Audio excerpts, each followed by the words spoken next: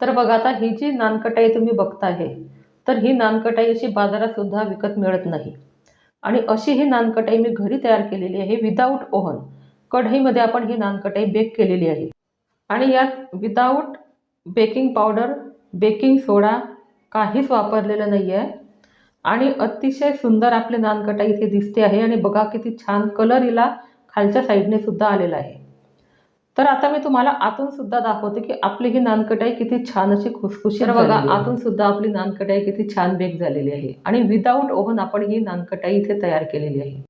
तर बघा अगदी घरच्या साहित्यामध्ये ही नानकटाई मी तुम्हाला इथे तयार करून दाखवलेली आहे. कमीत कमी तूप वापरलेलं आहे आणि हाफ कप मैदा आणि हाफ कप गव्हाचं पीठ यापासून आपण ही नानकटाई इथे तयार केलेली आहे. तर अतिशय सुरेख आणि एकदम खुसखुशीत ही नानकटाई आपण बघणार आहोत. तर तुम्ही चॅनलवर जर नवीन असाल तर चॅनलला सबस्क्राईब करायला विसरू नका आणि ही व्हिडिओ जास्तीत जास्त तुम्ही शेअर करा.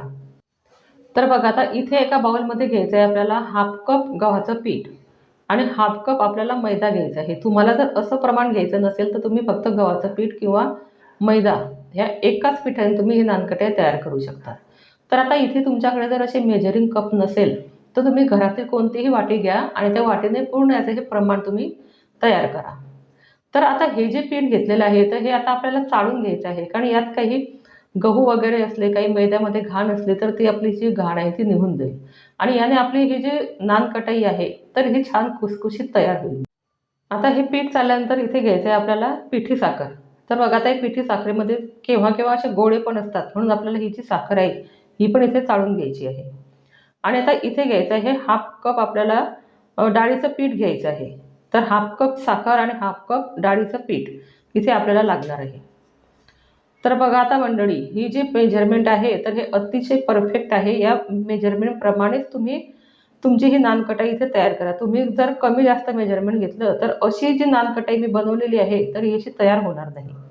आणि बघा आता हे साखरेचे जे गोळे आहे तर ते ह्या साखरेमध्ये गोळे असल्यामुळे मला ही साखर पूर्ण चाळता आली नाही, म्हणून मी ते हे गोळे इथे काढून घेते आहे. तर बघा आता ही मी माझी बाहेरून विकत आणलेली साखर होती, म्हणून त्यात ते गोळे तयार झालेले होते.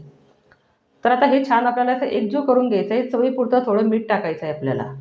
आणि हे छान असं मिक्स झाल्यानंतर आपण पुढची प्रोसेस बघणार आहोत. आता आपल्या नानकटाईला छान चव येण्यासाठी आपल्याला हाफ टीस्पून इथे वेलची पूड सुद्धा टाकायची आहे. तर बघा आता बेकरीमध्ये जेव्हा आपण नानकटाई खातो तर त्यात आपल्याला वेलची पूडची अजिबात टेस्ट लागत नाही. पण आपण घरी जेव्हा बनवतो तेव्हा आपण हे सर्व वेलची पूड किंवा आपण जायफळ वगैरे असं पण टाकतो. तर बघा आता इथे घेतलेलं आहे मी साजूक तूप म्हशीचं. तर तुमच्याकडे जर नसेल तुम्ही गाईचं सुद्धा इथे वापरू शकता. तर बघा आता हे जे तूप आहे तर हे आपल्याला एकाच वेळी टाकायचं नाही. हे थोडं थोडं तूप टाकून आपल्याला इथे हे मिक्स करायचं आहे. तर आता हे तूप जे आहे आपलं हे तापवलेलं आहे. तर त्यामुळे आपल्याला हा गोळा जो आहे तर एकदम स्मूथ तयार करायचा आहे. कारण काय होईल एकदम जर तूप टाकलं तर आपलं साखर पण टाकलेली आहे आणि त्यामुळे आपला हा गोळा जो आहे तो सैल तयार झाला तर आपली ही जी नानकटाई आहे तर ही अशी खुसखुशीत तयार होणार नाही. म्हणून थोडं थोडं तूप टाकून आपल्याला इथे हा गोळा तयार करायचा आहे. तर बघा आता मी हाताने हा गोळा तयार करणार आहे. तर बघा मंडळी आता माझ्या चॅनलवरती मी बऱ्याच वेळा नानकटाई, बिस्किट किंवा ब्रेड अशा बऱ्याच व्हिडिओ मी अपलोड केलेले आहे. तुम्हाला जर चेक करायचे असेल तर तुम्ही माझ्या चॅनलला नक्की व्हिजिट द्या आणि तिथे बघा माझ्या व्हिडिओ. तर बघा तुम्हाला जर इथे तुपाचा वापर करायचा नसेल तुम्ही तेल किंवा बटरसुद्धा इथे वापरू शकता. तर बघा आता इथे पूर्ण हाफ कप मी तूप इथे वापरलेलं आहे. तर आता याच्यावरती मला तूप अजिबात लागलेलं नाही. तर बघा आता हा गोळा झाल्यानंतर आपण असा छोटा गोळा हातामध्ये दाबून बघायचा. तो जर छान असा गोळा झाला म्हणजे आपली ही जी नानकटाई आहे तर ही तयार होईल. बघा आता इथे गोळा तयार होतो आहे म्हणजे आपली ही नानकटाई चांगल्या प्रकारे इथे तयार होणार आहे.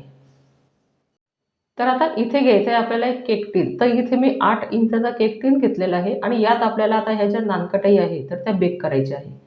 तर खाली आता मी थोडं तूप टाकून घेतलेलं आहे आणि याच्यावरती आपल्याला बटर पेपर लावायचा आहे. तुमच्याकडे बटर पेपर जर नसेल तर तुम्ही यावर डायरेक्ट ठेवलं तरी चालेल. पण माझ्याकडे हा बटर पेपर होता म्हणून मी इथे बटर पेपर लावून घेणार आहे. पण बटर पेपर लावल्याने काय होतं आपली ही जी नानकटाई आहे ती ही खालच्या साईडने करपत नाही. म्हणून तुमच्याकडे जर असेल तर तुम्ही नक्की लावा आणि नसेल तर तुमच्याकडे प्लेन कागद जर असेल तर तो लावला तरी चालेल.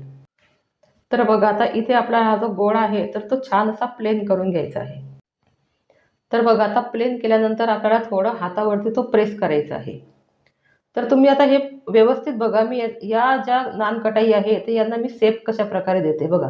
हे चारी बाजूनं आपल्याला हे कट करून घ्यायचं आहे आणि नंतर आतला जो भाग शिल्लक राहतो तर तो सुद्धा आपल्याला असा छान असा प्रेस करायचा आहे आणि नंतर मग त्यावरती आपल्याला सुरीने असे छोटे छोटे असे कट करायचे आहे. तर बघा आता आपल्याला इथे हे स्क्वेअरमध्ये नानकटाई तयार करायची आहे. तर ही जी नानकटाई आहे तुम्हाला जाड बारीक तुम्ही तुमच्या आवडीप्रमाणे करू शकतात आणि शेपसुद्धा तुमच्या आवडीप्रमाणे तुम्ही देऊ शकतात.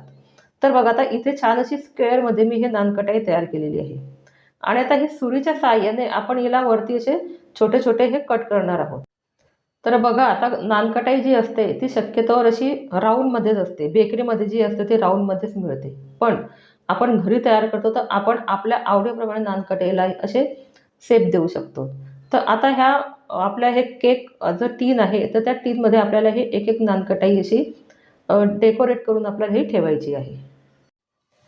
तर आता बघा इथे हे नानकटाई मी ठेवलेले आहे आणि आता ह्याच्या डेकोरेशनसाठी मी थोडे इथे पिस्ताचे काप टाकणार आहे. तर तुम्ही बदामाचे काप ठेवले तरी चालेल. तर बघा आता हे जे पिस्ता ठेवलेले आहे तर ह्याच्या वरून थोडं आपल्याला दाब द्यायचा आहे. म्हणजे आपण खाली काही दूध वगैरे लावलेलं नाही आहे.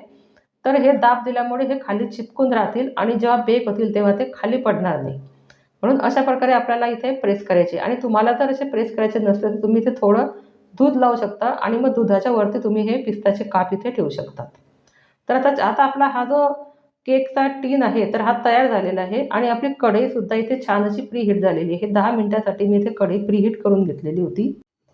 तर आता यात आपल्याला हा केक टीन ठेवायचा आहे आणि ही जी नानकटाई आहे तर ही आपल्याला 15 मिनिटासाठी इथे बेक करायची आहे. तर 15 मिनिटानंतर बघू आपली ही नानकटाई कशा प्रकारे बेक झालेली आहे ती.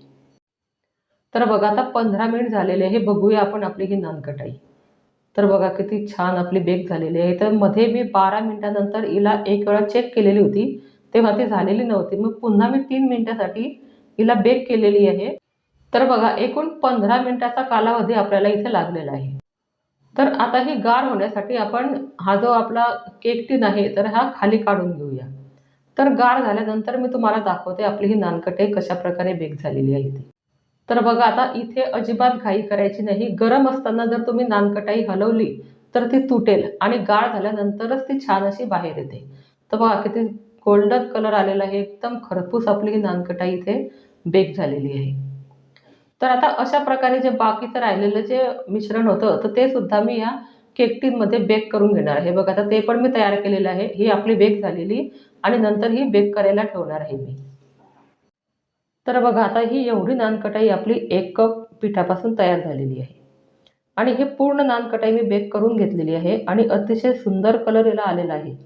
ते बघता क्षणी आपल्याला इथे खायची इच्छा होते आहे. तर मंडळी तुम्ही जर माझ्या चॅनलला सबस्क्राईब केलं तर तुम्हाला माझ्या अशा नवीन नवीन ज्या व्हिडिओ आहे तर त्या लवकर तुमच्यापर्यंत पोहोचतील आणि शेजारी जे बेल आयकॉन बटन आहे तर ते लगेच प्रेस करा. तर चला मग भेटूया आपण अशाच पुढच्या नवीन नवीन व्हिडिओमध्ये.